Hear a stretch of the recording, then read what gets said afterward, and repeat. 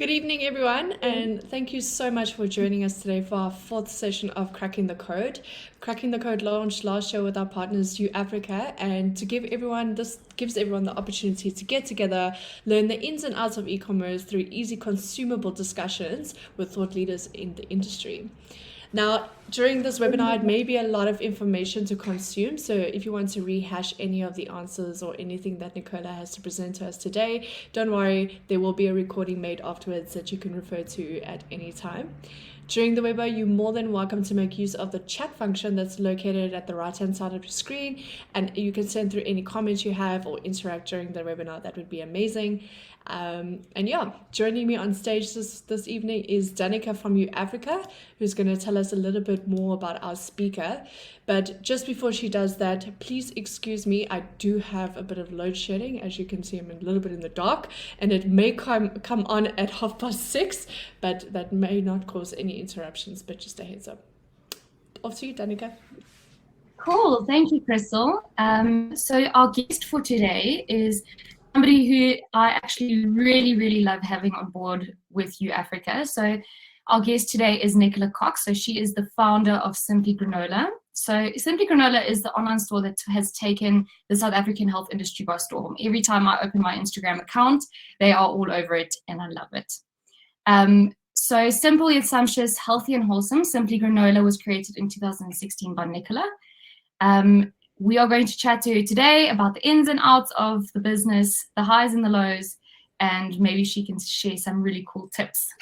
Hi, Nicola. How are you? Exciting. Hi, guys. Great. It's so lovely to be here tonight. Thank you. Yeah, thank you for your time. I know in the evening it's always a bit of a mad rush with the kids, so thank you very much for joining us today. No, not at all. Not at all. Okay, cool. Instead of doing tell us a bit about yourself, we're going to do some rapid fire questions. These are really going to be quite fun. Are you ready? Yeah, I'm ready. Okay, cool. What is your favorite food? Lasagna. What word do you hate hearing? In Afrikaans, it's so bad, guys. Pedophile. What is your favorite breakfast? I feel like I should say granola, but guys, I've eaten so much granola in my life. Probably a protein smoothie. Very boring. Good call. What is the best non-curse word, one-word insult? Wow. No, guys, I only know 4-letter ones. I don't have the answer. Good call. Good call. Let's keep it PG. What is a good spy code name for you? No. I don't know. You can also say skip. Okay, skip. Okay, what is your hidden talent? I'm very resourceful. Good to know. If you were to write a book, what would it be about? Ooh, that's an easy one. I think defying modern day societal norms, like things we think we should do, but we shouldn't do, don't have to That's do. a good one. I think you should write that one. Yeah. What is your last Google search?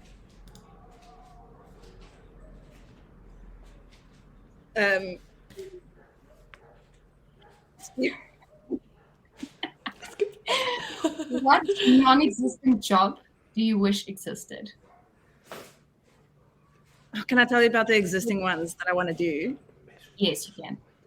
Okay, no. Okay. I would love to have an agency that can multiply you, and then you can be super efficient versions of yourself in multiple industries. I always wish I could be many things, There's about 5 jobs I can tell you about right now that I'd love to do. That's what I want. That is awesome. What quote resonates with you? Well, I should have gotten a heads up on that one. I'll tell you at the end. Okay, that's perfect. What makes you hopeful? The way that I get to raise my son. Oh, that's so sweet. And then the last one, also quite a deep one, but what is a lesson that took you a long time to learn? Patience. Ooh. Did your son teach you that? No, building a house taught me that. My son is teaching me that still daily. Amazing. It's amazing the Okay, lessons we cool. learn through the different things we experience in life. Yeah, definitely. Awesome. Cool. Thank you, Cool. Nicola. Yeah, That was I actually think really cool. I feel like I know a lot about you now. that's really awesome actually. Some decent answers there. Well done. Cool. I think let's kick off the session. And let's just get into Simply Granola and where you came from and teach us a little bit about what you've gone through to get to where you are today, a beautiful, successful business that so many people rave about. And to start that off, it says, having started out in a corporate environment, because this is where you came from, what encouraged you to quit and launch your business? And how did your life change with this move? So, I grew up Afrikaans in a typical Dutch reformed Afrikaans environment, and to that I'm entirely grateful. But I think what I've learned over the years is that there's quite a expectation, of what life should look like. You go to school and you go to university or college if you've got the opportunity, and then you get a job. And when I was working at Capitec, I looked at women, that went before me. And I had a mother who was at home with us for the most part. And even though I wasn't a mother at the time, I knew that I'm investing, a lot of time into a career that was doing really, really well at the time. But I knew that mothering to me would not work in a setting like that. And I looked at what women ahead of me was giving up in order for that career. And I realized that just because, I've gotten 3 degrees doesn't mean you have to apply it in that setting necessarily. I think that's the one big component. And the second part maybe, and I'm not saying corporate is bad. I mean, this was 10 years ago. I think a lot of it has changed significantly over the years. But I didn't like the person who I was becoming. Maybe I was also very young, too immature. The role and the sort of the structure that I was working in changed dramatically at the time, and I escalated quite fast. And maybe I was not ready for that. But I didn't like the person that I was becoming and the person that I would be at home. And I almost only had capacity for myself and my needs. And I didn't really have the capacity to serve outside of myself and to only make sure that I was okay by myself. So then I quit. And I think at the time people thought I was mad. I bought donuts. I went home and I told Dries, that's it. And booked a trip to Zanzibar. And the following morning, I was sitting on a beach contemplating my next move. I think typical Nicola fashion, I didn't waste more time. Sitting in a career that I don't necessarily have the answer to, but I do know that it's not something I can actively buy in anymore and invest in anymore if I can't see on the long term how this is something that would be sustainable for me if I do want to start, and I'm fortunate enough to start my own family.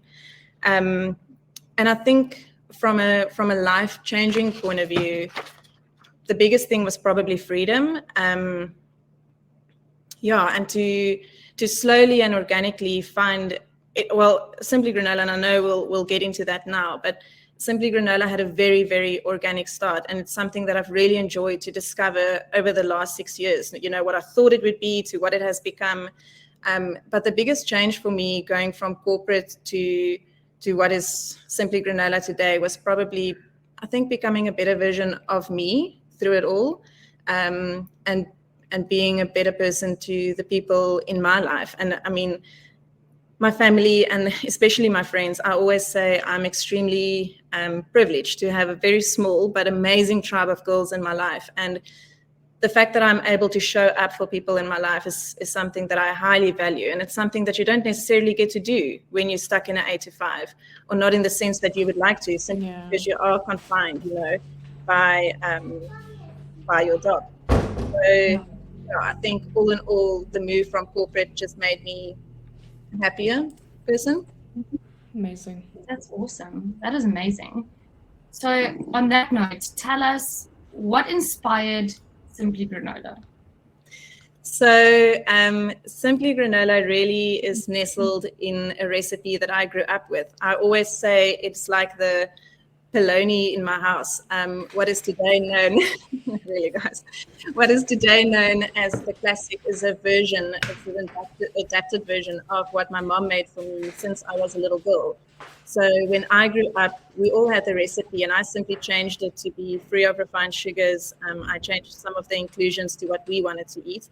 And that's sort of where it started. And I was sitting at my office desk and somebody asked me, what do you eat? And I said, pop. And they're like, oh, well, I want some of that. So I started baking the classic at the time and selling it in like cellophane packets. And then another friend of mine said, oh, but she wants something like cocoa, chocolatey. And that's through a roundabout way how my cocoa today came to be. And peanut butter lover was a random invention in the kitchen one weekend. And then I met Marie's from Shears Visual, and I thought, it'll probably be cool to have like a nice package. I like pretty things. Everybody likes pretty things. So we took probably about a year. It was very slow, sort of as and when we got the time. We did the branding, and then we were going away for the weekend, and then she tagged me in a post, and then Simply Granola was live. It really never had an intentional business plan. I didn't have an online store.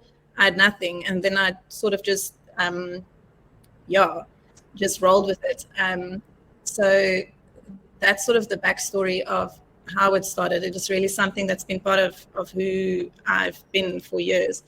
But I think today, also a big reason, not a big reason, but the ethos behind Simply Granola has always been, I always like to say it's a box where the front is as honest as the back. It is simply granola.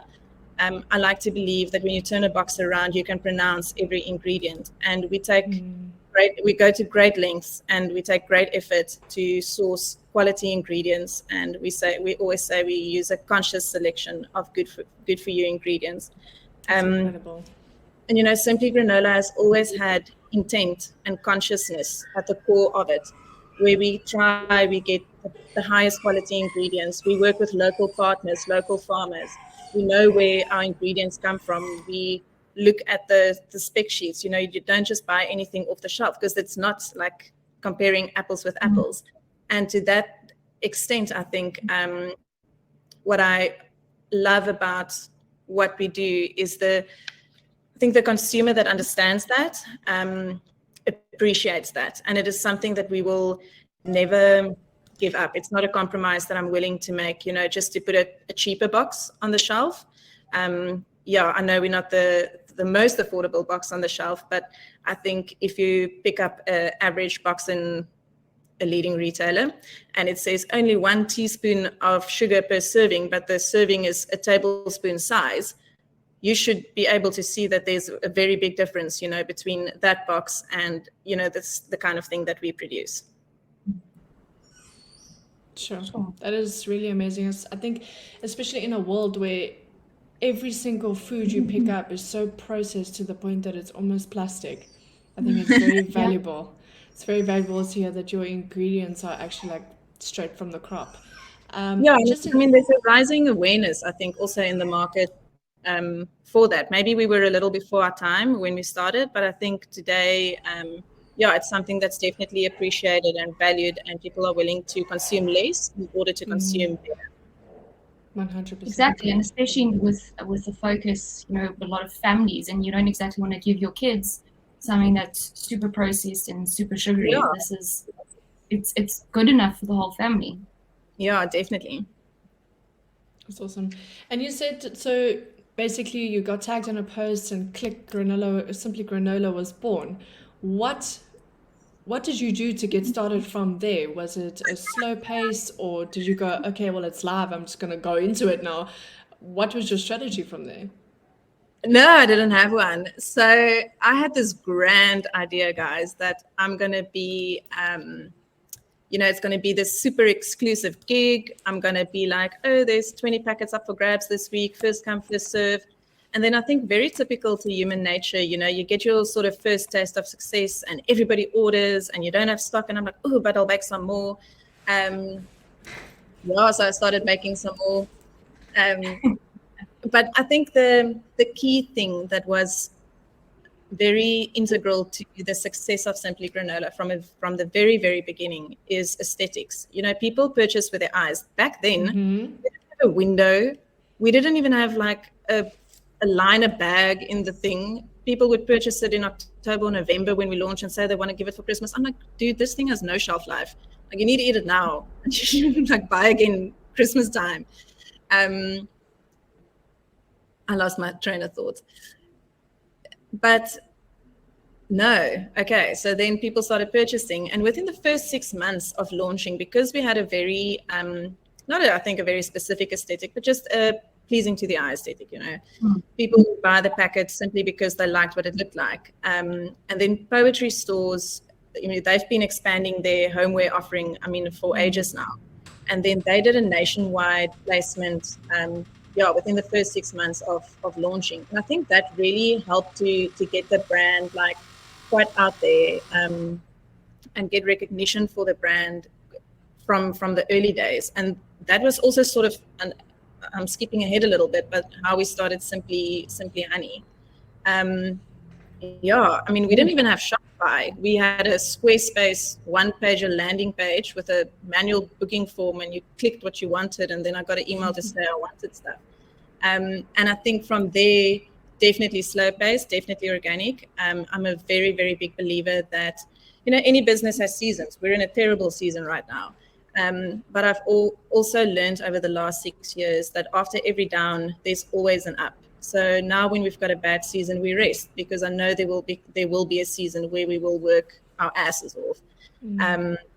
So from the very slow, organic, blue sky days where I will be baking 20 packets a week, it was a journey. And then more tools became available. You know, people were going onto Shopify. So we went onto Shopify, found uAfrica, went onto uAfrica. Yeah. Amazing. That's really, really cool. So, I mean, like starting out slow and kind of being thrown into it with this post, what was the hardest part about that, like, slow growth process? Was there anything specific, like a really big hurdle that you had to overcome, or what was hard? Many things. You know, for 5 out of the 6 years, we bootstrapped all the way.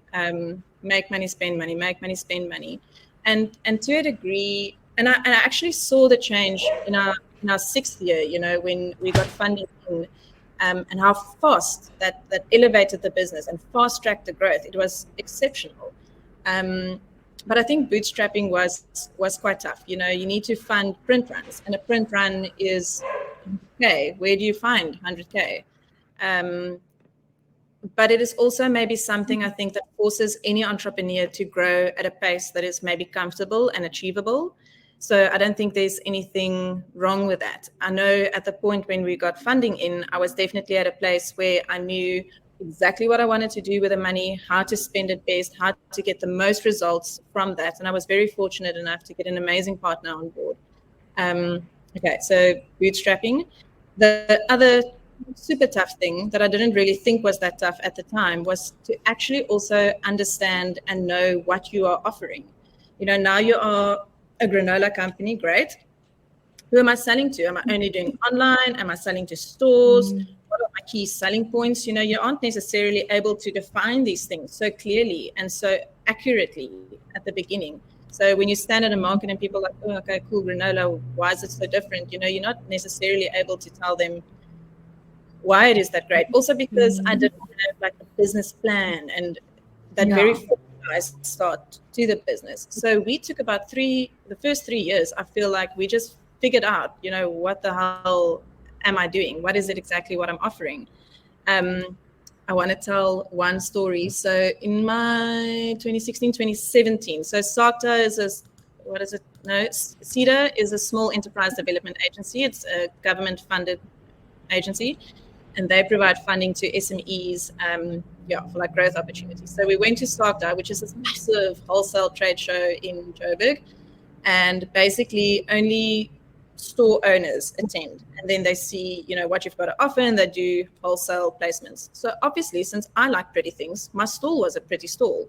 But now I've got like 5 brown bags with circles, very cute, but you can't read what is going on there. You can't see that it's different flavors. And I had like this beautiful white thing, and I had this beautiful desk with gold foiling and blah, blah, blah. And then on the back of the wall, I had these wooden knobs that was just there for aesthetic purposes. And everybody thought that I'm a bloody interior design stand. And everybody wanted to know, do I sell these knobs? It was like the year of the wooden knob. So eventually at the end of the show, I sold the damn knobs. And I was like, okay, cool. This was an epic fail. Luckily, I was funded to go there. Otherwise, I would have, Anyway, so I made a commitment to myself that I will do 2 of these shows. There's one in April and one in December. Apparently, the December one is better. So after this terrible show, I realized nobody has a bloody clue, what I'm selling, what I'm on about, that there's actually 5 different products on the shelf. And it was a major learning curve for me to understand the messaging that you have to have on stand, the messaging that you have to have on your boxes, the fact that nobody can see the product, that they can't read the fonts that I'm using. So in between the 2 shows, we actually rebranded to the boxes that everybody knows today, because those craft bags were beautiful, but I mean, they weren't serving the business at all. So anyway, figuring out how to sell what you want to sell was definitely a major thing for me. And I think the other thing is making mistakes and getting comfortable. Getting comfortable with making mistakes. I feel like, we did production ourselves from day one. I worked out of my kitchen. When we moved into our new place, I got a 900 centimeter oven, and I had pans folded, so you can get like 4 pans into the oven at a time.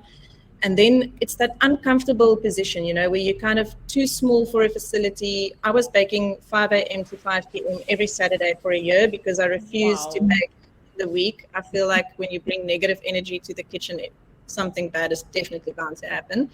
So we chatted and we decided, okay, for a year, this is what we're going to do. 5 a.m. to 5 p.m. every Saturday. And then I've got enough stock for the week, whatever. And then it became the point where I can't afford a production facility, but I need bigger space and I need bigger ovens. And then I got the opportunity to lease oven downtime from a bakery in Stellenbosch. So they would take the pastries out at 5 a.m. in the morning, and then the ovens would stand still while they prepare the baking for the next night. And my friend told me, she said, I overheard this conversation. Don't you just want to phone the gun? I said, no, man, I don't know. Like, what would I say? I don't know if I'm big enough, whatever. Biggest leap of faith. Best thing I ever did at the time. My next biggest mistake was not to have a production agreement in place. It was like sort of a gentleman's agreement.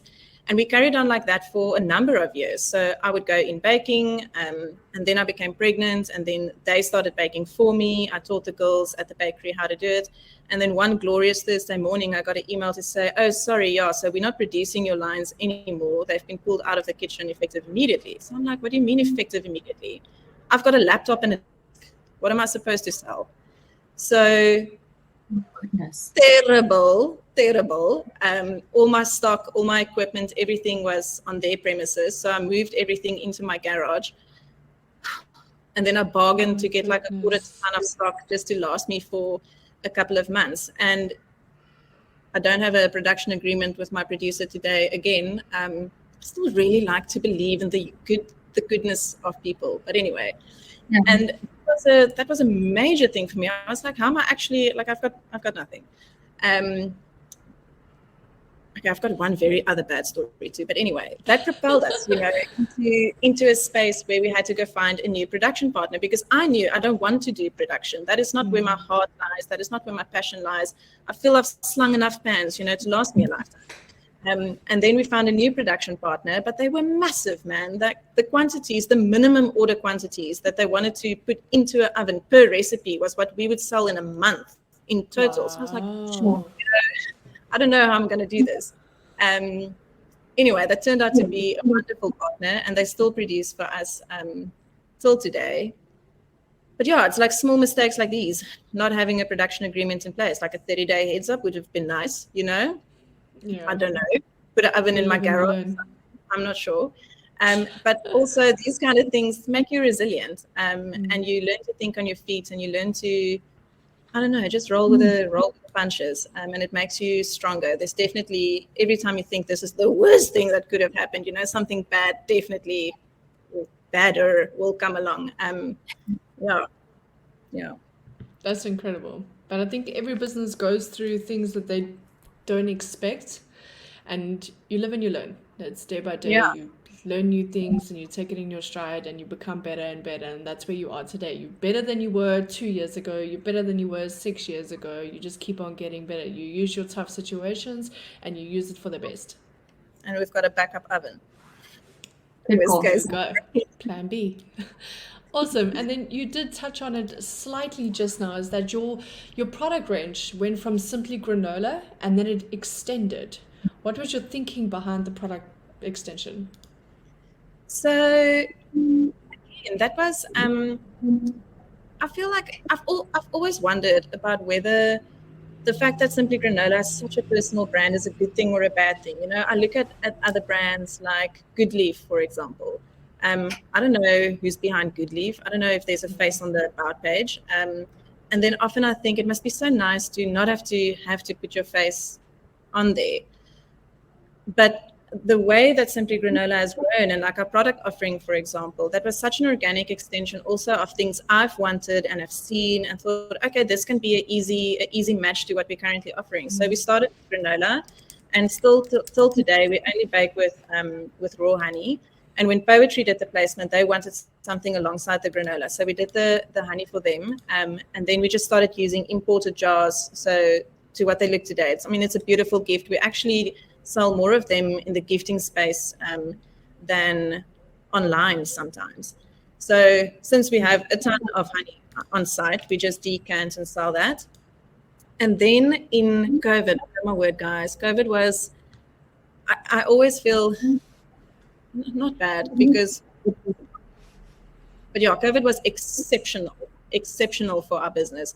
I honestly thought it was going to be, and I'm getting back to the product range, but I thought it was going to be a 3-week holiday and I'm just going to sit at home. And I thought the bakery is closed, but then they had an essential services, license certificate? I can't remember what you call that. And I was chatting to the production manager and I said, oh yeah, so we're not baking for 3 weeks. He's like, what do you mean we're not baking? We're baking bread. Of course we're baking. So I was like, oh, okay, cool. Got my essential services certificate thing. And then the third day of level 5 lockdown, I was like, okay, guys, I'm online. And I think we made like 3 months worth of trade over that weekend, you know, when everybody is sitting at home. And I think because we are, you know, speaking to a higher LSM, or it is a more expensive product, a lot of people were sitting at home with additional income that is not being spent. And now you've got access to something that you maybe would have been a luxury purchase before. So anyway, then I was like, okay, cool, this is happening. But then while we were selling, I thought, why not fill the cart with additional items for people that are maybe not trading or don't have a very strong online presence? So while you are paying for shipping, you might just as well add local goods from other suppliers. So we had like oat milk and rusks and cookies and blah, blah, blah. And while we were adding that offering, my coffee supplier contacted me and I didn't understand what they were going on about. I thought, okay, cool, coffee. But I didn't like their packaging. Okay. So I was like, no, I'm not so sure. This doesn't look very Simply Granola to me. And then like a week later, I read the email again and I saw, oh, wait, they do Nespresso capsuling. They've got a capsuling facility here in Cape Town and it was ridiculously affordable. So I did some quick math and I was like, okay, this exercise is going to be like maybe 20K. Okay. I have to do 5,000 capsules. And I asked the guy, can I use the die line for his like the Nespresso shaped sleeve? And he's like, sure, no problem. Very easy, quick design situation. And then we went live and I thought, worst case scenario, I live in an estate. I'll just sling these pods to the people living around me if nobody wants to buy them. Anyway, long story short, the first 5,000 sold out in the first week. So I was like, okay, cool. This is really nice. And then we added a second intensity and we added the decaf.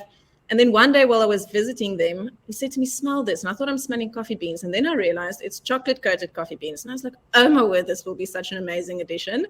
And then I made, so that's how Simply Sweet came to be.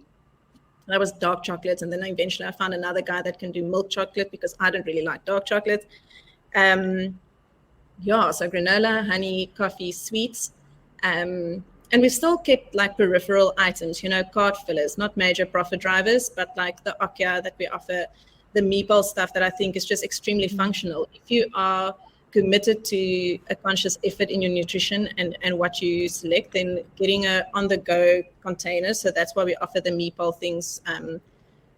Anyway, and then last year with the high protein, I don't actually think I ever expected it to be the success that it was. Okay, can we please I actually haven't really told this story to many people. I think like my inner circle, the severity of the situation. Okay, so the development of the high protein granola was extremely tough. Like the liquid and the dry components, if you add too much liquid, it almost bakes. So anyway, finally we get the kitchen trial right, and now we take it to the factory, and they've got these. So like a KitchenAid, and then you get like industrial grade KitchenAids, and it's like a 40-liter thing.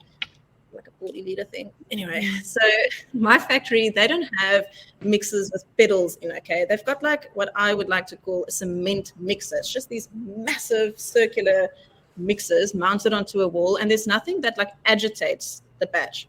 So anyway, we go to factory trial, from kitchen trial, bit of a mess, and then I figured out, okay, wait, we can fix this, because when you now chuck in like 20 kgs of honey with like 50 kgs of grains, it just became like one big ball, and it was a sticky mess, whatever. So I thought, oh my word, this is going to be ridiculous. And then we've sort of figured it out, but it was still a smaller batch than what we would do like full production runs at, because also whey protein is extremely expensive. So we try to keep like the development costs a little bit low. Anyway, guys, we go to the first production run. Now I said to Yana, so Yana has become a member of my team. She's on leave for some reason. I actually do not understand why I said yes 2 weeks before the biggest launch of our lives. She's on leave. I'm doing the production run, and it is like a horrendous fail. Like that was the single most biggest fail of my entire career as the owner of Simply Granola. I know. So in goes like thousands of rands of ingredients, and out comes like a Mother Earth sticky ball, and there's absolutely like no way to rectify it. The launch is in a week, by the way, and we've had this build up to this product now for months. Okay, so get like the guys to bring these tables. We take the sticky balls out, we try to flatten it on trays, try and work the mixture out, chuck it into the oven. I've got no hope in hell for this to actually be a success. First batches come out. I'm like, okay, maybe. Tried something different with let's say the vanilla batch, put it in, comes out, okay, a little bit better. Then they added the chocolate into the batches, because it has the chocolate inside. One batch was sweating on the table, so not great. Like 2-3 days later, the stock arrives at my office, and I open it and I taste it, and I'm like, actually, I cannot sell this. So obviously I have our kitchen trials and what I know it's supposed to taste like, and this tastes like old and stale, and it's sweated, and it's a mess. Now I'm going on leave a week before the launch. Oh. So I'm like, okay, sitting here, opening a 5 kg bag. And I thought, okay, but wait, now what if I take the chocolate out? Because I can't chuck it back into the oven. Everything will melt. No, first I actually did chuck it all back into the oven, and everything melted. I was like, okay, wait, there's chocolate in. I need to take the chocolate out. So now I'm standing here with trays, picking out all the chocolate buttons one by one, sticking the thing back into the oven. Came out perfect. You would never know. It actually just needed longer time in the oven, and it needed more time to breathe once it's cooled down. So here I'm sending Yana on her leave all 1,000 messages of how you're going to rectify all the stock that we have to launch with, one 5 kg bag at a time. Listen, this girl is a gem. You do not understand. So while I was on leave, they were picking out chocolate buttons, putting the mixtures back into the oven, refresh it, put the chocolate back in, package it. Okay.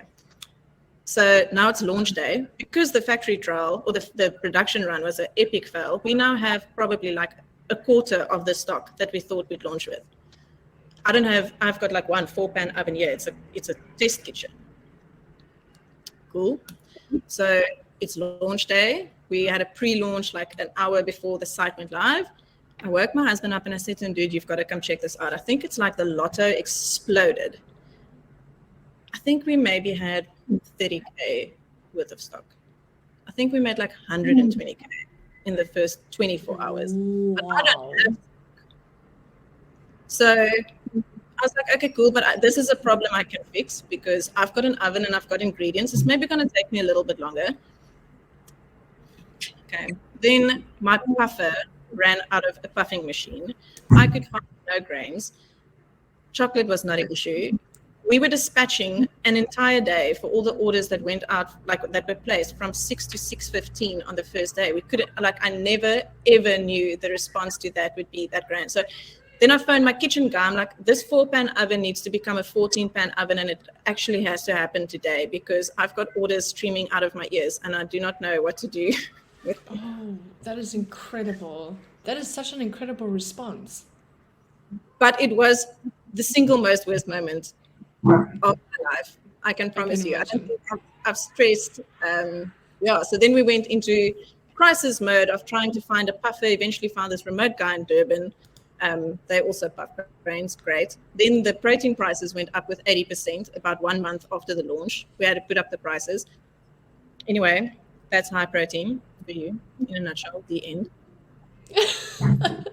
That is incredible. It's amazing how you took something that, as you say, it's your second most horrible moments in building this business, and it actually pushed your business to become better and more successful. That's actually incredible. A bad moment that made the business better. Yeah, it's been the single best thing I think that has happened to this business, actually. That is incredible. And Danika, you back? Do you want to? Yeah, sorry about that. My cell phone battery that's running with the mobile data is just not working today. Of course, it has to happen during a webinar. Anyway, so you mentioned earlier that freedom was a really great part about starting Simply Granola, and you felt happier, leaving that corporate world. And I know what that feels like. Moving from corporate into a different environment is incredible. What has been the best part besides that about starting and owning your own business? Okay, freedom. But like I can't remember if I touched on this earlier, but I know I mentioned, defying sort of societal norms and what the world expects you to be.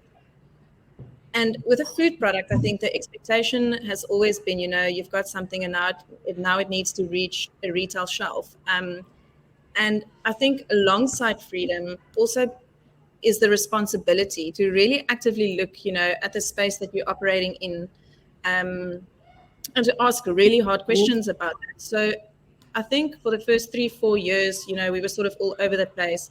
Then I got to make the decision, actually, if I just sell direct to the customer, you work half as hard, you make twice as much profits. And we just simply said, we are not pursuing the retail shelf anymore. And it was a scary thing because everybody is DMing you like, where can I find it? I'm in C Point. And I'm like, no way, it's not in C Point. There's a discount code and it's online. So, and we definitely got some flack for it, but the narrative around that has also changed. I mean, you look at clothing brands, they're not in stores, they're just online. Why can't a food company not just be, online? And the same thing applies, I think, to my team. So they know that when we work exceptionally hard, and I expect an exceptional amount of dedication. But when there's no work, we don't work. We don't sit and watch the clock tick. So on our office door, it says like we're here maybe Monday to Thursday, definitely not here on a Friday. And we don't. We've got it's a company policy. We've got a 4-day work week. Some of them start at 8, some of us start at 9, some of us leave at 2, some of us leave at 4. But that's just not something that I buy into, this culture that has to look like everybody else's culture. And I encourage the girls, to have an open and an active mind. And I hope that when somebody moves on from my company, that they will be able to find and value the kind of lifestyle that you get to build. Yeah, sure. I think that my salaries that we pay is definitely not the highest out there. But I think what we offer, and that is something that I value, and that's why I put such a high emphasis on it, that money is not everything that you want in this life. I can't buy time with my son. I can't buy time for myself. So what does a massive salary help you if you're tied into a desk chair, but all you want to do is be running in the mountains, or it's a glorious day outside, and actually, I would just like to go for a walk by the beach. Who says that you can't do that? So yes, freedom, and it's not just the freedom to do nothing, but it's the freedom to decide and to shape your days, and that is something that I am extremely passionate about. I think the other thing that that excites me a lot about this space is, and obviously that comes with time, but is to sort of plow back into the SME space, and to be able to help, especially I'm passionate about female entrepreneurs, and to assist and to help and to grow. And there's been many girls, that I've walked a path with and been able to assist and guide and offer advice. And I had Lexi from Mame Confections, and she was an exceptional mentor to me in the beginning years. And I think also maybe Cape Town specifically, maybe it's not the same out there, but there's such an amazing community and culture here where there's sun for everybody. There's advice freely available. You simply have to ask. So for me to be able to put back from where we've come from and make sure that another girl doesn't pay the same school fees twice, that is something that I feel really privileged to be able to do. That is amazing. You sound very, very passionate in what you do, and I can hear it when you tell your story from the beginning to the end, how it just started out of something like just your porridge. It was just your breakfast, and it's become something that you treasure so much now. Do you think that your passion was a very important component to what it's become today? I think passion will make life easier for anybody starting a business. If there's a degree of buy-in into what you're doing and what you're selling and what you're baking and what you're making, I always say I can't sell what I don't like. I will never bake a banting granola because it's simply something that I don't like and I don't want to eat and I don't want to make. It's not something I'm passionate about. And I can honestly say that, there's been a ton of shitty days. I mean, hell. But I can honestly say that there has never been a day that I have not wanted to walk into my office. In fact, it's like a retreat in here for me. Despite the difficult times, despite the really, I don't know what the answer is. Where's the textbook for this kind of scenarios? I've never, for the last 6 years, not wanted to go to the office and not want to, put on my big old panties and figure out, how we're gonna do this. And I think if you've got passion at the back end of that, it makes days like that easier. And I think passion for something also gives you the grace, to come into the office on a day that you maybe don't feel like dealing with a problem. You don't mind the business, but you don't really feel like the problem. And it also gives you grace to be like, okay, you know what? I'm passionate about what I'm doing, but this is also what I choose to do. So I choose to walk out of the door and actually just not be passionate about this right now and come back tomorrow and be super passionate about it, again. But to both be able to be passionate and into what you're doing, I think is a privilege. That is really a privilege, but it's also inspiring. Like, your passion inspires me. Which doesn't happen a lot. So with the Simply Granola brand, it's just grown and grown. I mean, when you tell us these stories about like how quickly things have sold, it's crazy. And I feel like every time I open my Instagram, like I see Simply Granola, which is really, really cool. How do you ensure that the brand keeps growing? Do you actively focus on like digital marketing, or what is your strategy around that? So I think there is probably 4 things that I can chat around in terms of growing and expanding on a continuous basis. The first one would obviously be product extension and product development. We didn't do this in previous years, and we went with organic development and organic additions to the line. But now we do take a very active approach in the beginning of each year, and we plan sort of the ideas of what we want to roll out. And that really helps us to drive growth and drive expansion deliberately.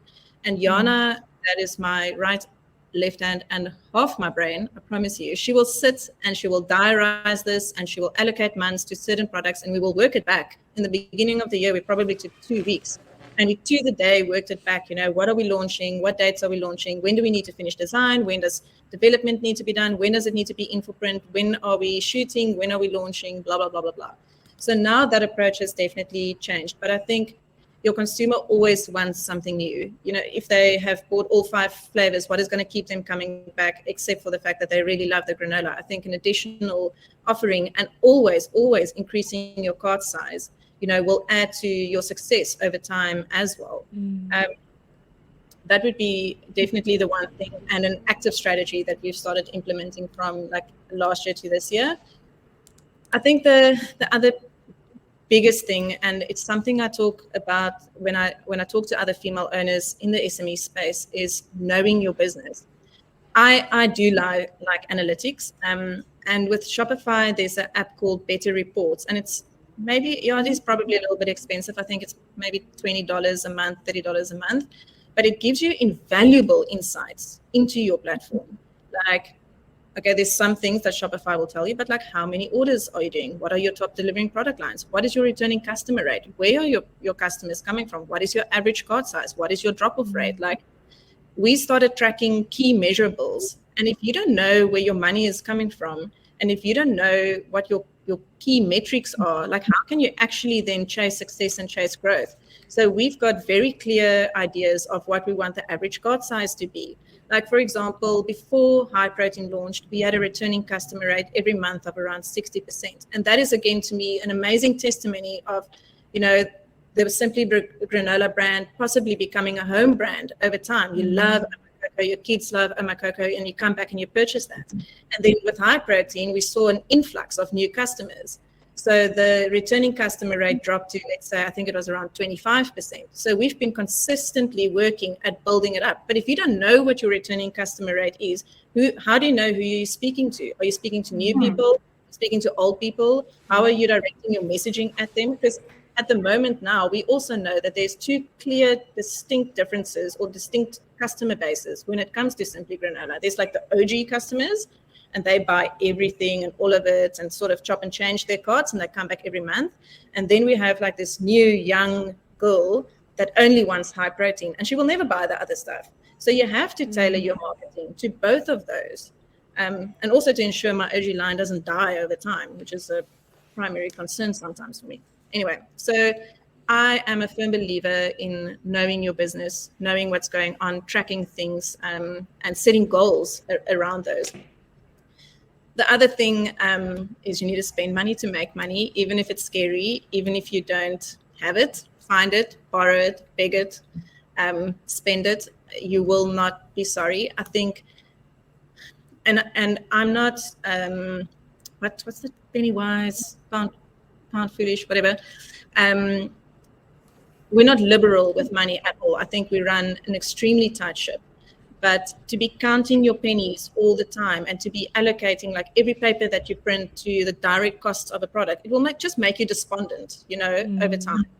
I think to sort of step away and become comfortable with taking financial risks, not just a life risk and starting a business risk and chasing the dream risk. Financial risks are a very big part and parcel of this. And it's something I often see, people are not comfortable with pushing themselves, I think, in that. And I'll add some more about whatever at the end.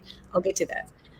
And then I think I like to believe that one of the things that has really attributed to, again, our returning customer rate and our then direct success rate and growth rate has been exceptional customer services.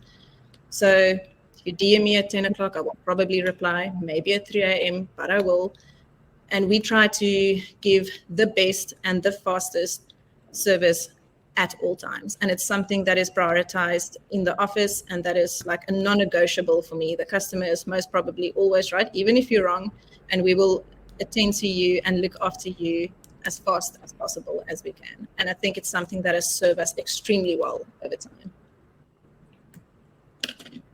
Yeah, customer engagement and keeping up a presence with them, I think is also one of the most important things. So to say that you prioritize that, I think is definitely working in your favor for your business, to show your customers that you are there and you will get back to them. Yeah. Awesome. And so you were chatting a little bit about what your day-to-day life is like, and the fact that you are very liberal with time with both your employees and with yourself. It gives you free time when you work for yourself. But running a business is not easy, and running a business also requires a hell of a lot of you. So how do you find that work-life balance, especially with being a mom?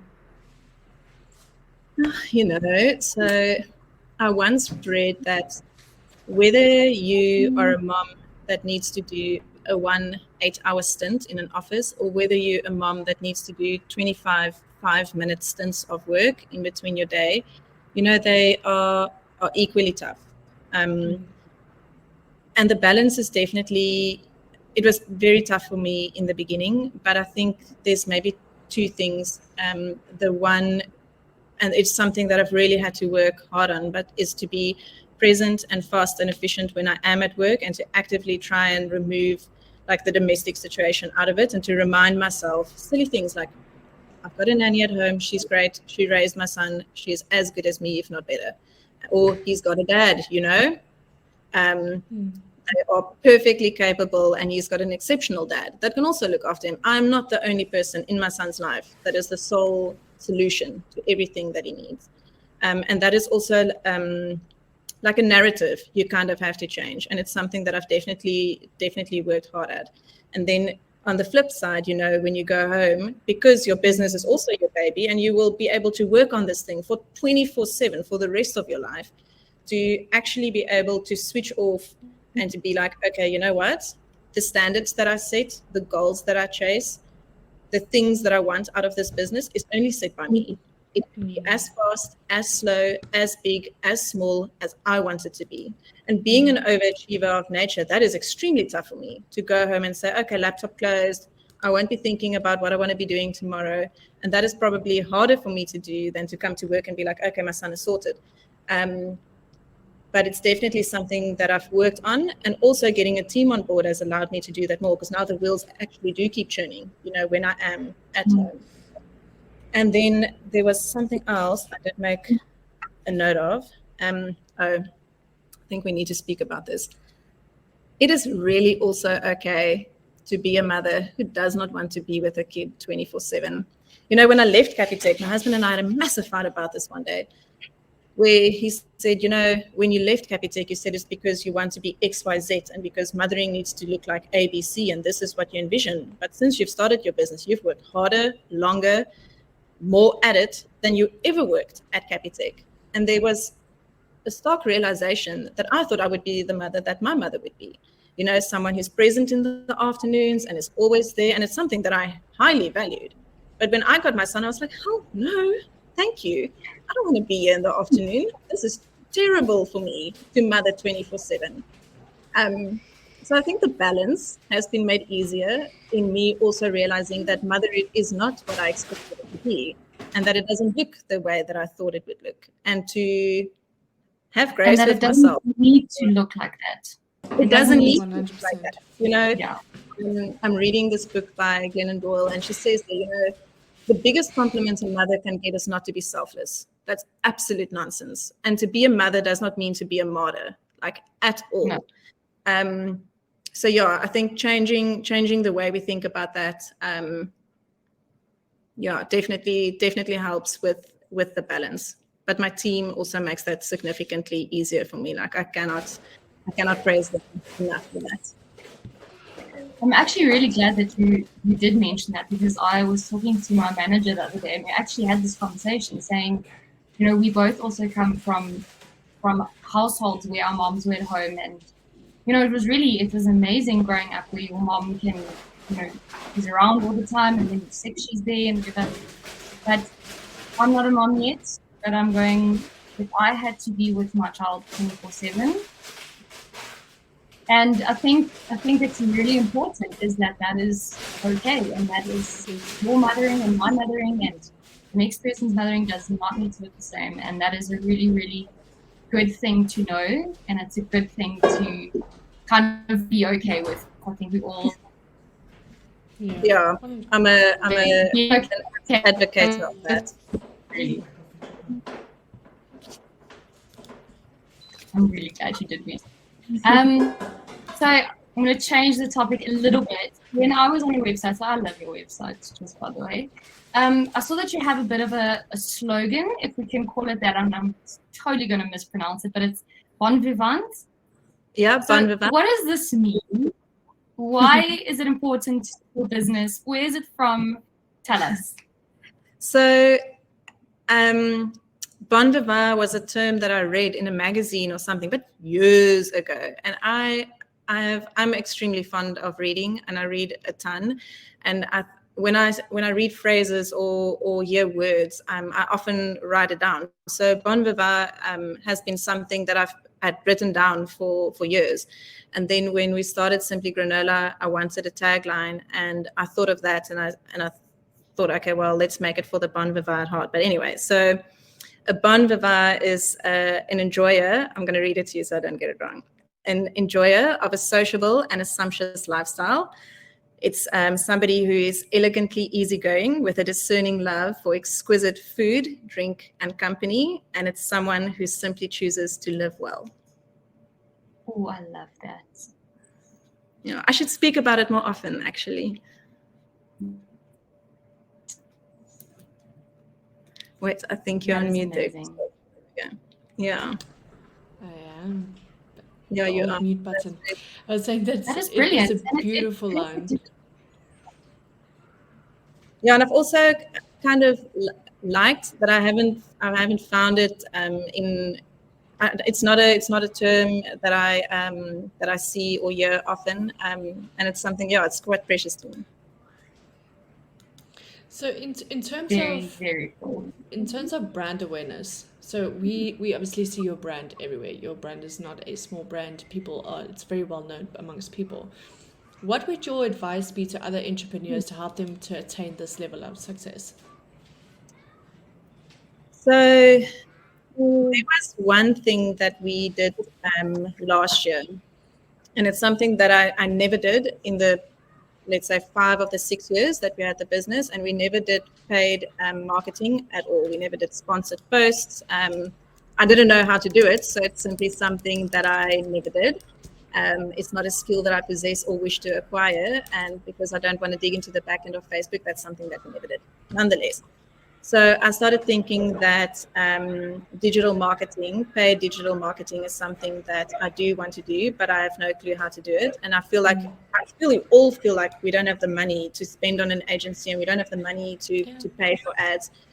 So I approached it as an investment, and it was an investment project that we ran in 2021. Anyway, so I think there's 2 things. This was a big thing for us to do the math and be like, okay, if you're going to charge me, let's call it 5K, and you're going to spend 10K, you need to make me 30K. That means I will have 15K in my pocket. So even if we are just turning product, it is at least paid for. And that was sort of the mentality that we took into going into paid advertising when we had to start with this, because it was new and foreign, and I felt like we don't have the budget, and agencies are extremely expensive. But at the time, when I started doing research for an agency that can assist us, I couldn't find anybody. That was hella expensive. Just couldn't see myself spending that kind of money. So I changed my mindset around it, and then I found an incredible agency they called Gen X, and I think they have largely attributed to the fact that I feel people see you everywhere, and I'm like, how do you mean you see me everywhere? We're on no shelves, but then my ads must be working. Anyway, so these 2 young lads, they are incredible. I don't know what they do. I don't know how they do it. They just tell me each month it works, and I'm like, okay, that's bad. Cool. Do it again. Like, I'll pay you invoice. Yes, you're doing a great job. And the other thing, and I think this is maybe the less popular answer to your question, Crystal, is consistency. You know, when we started 6 years ago, I didn't think, oh, I want a granola empire. I wanted the small artisanal bakery that sells 20 packets. But over time, as the business grew and as it changed, we were consistent. And I think that's the hardest part to be, when you start a business, to do the same thing over and over again every day, even when you don't feel like doing it. And again, for Simply Granola being such a personal brand, there were times where I didn't feel like showing up, and I probably didn't. And you feel that effect, in your business. The minute you stop showing up on Instagram, we see a direct result in our sales. But consistency over time and a consistent dedication to what we've been doing, and to also be okay with small wins over time. I haven't really chatted about what's in the pipeline for this year, and we've got massive wins that's in the pipeline for this year. But I train with an amazing coach, and she often speaks about 1% wins, and more often than not, you would want a 10% win or 100% win, and you will forfeit the 1% win because it's not big enough and it's not significant enough and it's not adding enough to your bottom. But over time, those things adds up. So consistency, and I think being accepting of the season, the small wins and the big, it'll add up over time. Amazing. I like that you guys celebrate your small wins as well. It's so important. People forget how important it is. Otherwise, you will be downright depressed. Yes, and you'll stay down. Goodness, Yep. no, you have to celebrate the small wins. On that note, we actually have a question coming through from one of the attendees. Cool. Do you find that your passion has changed after all the hurdles from start to today? No, I think it has evolved. I think actually, if anything, our passion has gotten bigger. I've often thought, will my passion stay small? Will I keep it small? Will we grow it bigger? And there are days when it changes. But right now, I can honestly say that how the business has grown, and even despite the hurdles that we had, it actually inspires me and it ignites me to be, and I am probably at my most passionate for the last 2 years, in all 6 years, That is amazing. Your story is really, really inspiring. It inspires me, and I think it should inspire a lot of other people. I think starting in e-commerce and going after your passion and what you really love. Like, you think you need a guidebook and you think you need to have it all figured out. And I think your story kind of makes it, like, it takes it down to earth a little bit. You kind of go, okay, like, it's okay to not have it all figured out, and it's okay to make mistakes, and it's okay to celebrate the small wins and keep getting up and figuring out as you go. So I really, really love your story, and it's super, super inspiring. I mean, something I've heard growing up is always you gotta get the ball rolling. You always gotta get the ball rolling, like fast paced. You always gotta get the ball rolling. And after hearing your story, I feel like I don't always have to get the ball rolling. Actually, you can just watch it roll slowly. I can watch it roll 100%. It's my pace. It's no one else's pace. It's my pace. And I think in the world that we live in, everything is so fast paced, and your story really shows that it doesn't need to be. Your story is your story. Your adventure is your adventure. It doesn't need to be this fast-paced highway that you just don't want to get off. It doesn't need to be like that. And it can be a journey, and you can enjoy it day to day. And I think that's very valuable, especially for a lot of e-commerce people or people thinking of starting their own thing. It's nice to hear that we don't have to rush. Yeah, and also remember, your year 1 will not be the same as somebody else's year 10. And it's, I think, a pitfall that we all step in from time to time. You look at, I remember like looking at my man being to Lex like, how will I ever do this, or how will we ever get there? And she's like, dude, you just started. We've been in this for 10 years, and that's an active reminder not to look at all the pretty stuff you see on Instagram and be despondent, and think that we will never be there. We all will be there, wherever there is, at some point in time. And you will be an inspiration to the girls 2 years behind you and 6 years behind you. And the people 5 years ahead of me, it still remains an inspiration, Well, you're an inspiration to us, and I really hope you write that book. I would definitely buy it. It's going to be Simply Granola's book on your website. We'll see it. We'll see it I'll think about it soon. Yeah. Awesome. Thanks so much, Nicola. for an absolutely incredible storytelling this evening. It has been an absolute honor to meet you and to chat to you and to hear your story. And yeah, thank you for sharing so much information with us. We really, It's really will. an absolute pleasure. It's a privilege. Thank you. Perfect. Thank you so Awesome. much for your time. And I think we'll definitely have to redo this sometime when I'm in Cape Town, and we'll meet up and we'll have another chat and a glass of wine. Yes, Definitely. definitely. Let me know. Sounds good. Awesome. Awesome. And Cheers, for all guys. our And thanks for viewers, everybody joining. Yeah. yeah, and for all our viewers that did tune in today, if you do want to rehash anything that Nicola shared with us today, this recording is, this webinar is recorded and will be made available to all of you for rehashing at a later stage. Awesome. Have an incredible Thanks. evening. Thanks, guys. Have an awesome evening, everyone. Thank you, Nicola, and have a good evening yourself. Cool. You too. Cheers, girls. Bye. Okay, bye.